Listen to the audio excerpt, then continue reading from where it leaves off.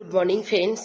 আজকে আমার শরীরটা খুব খারাপ, আমি উঠতে পারিনি বিছানা থেকে, আজকে দোকানেও যেতে পারিনি। 10টা 20 এখন, ও ঘরে দেখছি টুকটাক আওয়াজ হচ্ছে, দেখছি যে ভাবলাম মনে হয় মা মনে হয় কিছু করছে, কিন্তু দেখছি মা তো নেই বাড়িতে।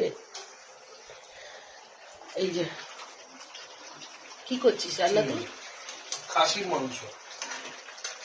আজকে আবার খাসির মাংস? হ্যাঁ, আমি তোদেরকে কি বললাম, আমি উঠে ডাল ভাত করে নেবো বলেছিলাম তো। তুমি 1 কেজি খাসির মাংস আনলাম, খাও। বাবা, আলু দিসনি কেন?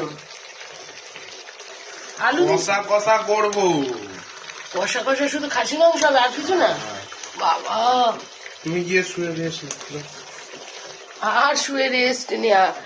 মাংস করছে, নৈরেকার হয়ে রয়েছে, আদা পেঁয়াজ রসুন বেটেছে, হয়ে গেল।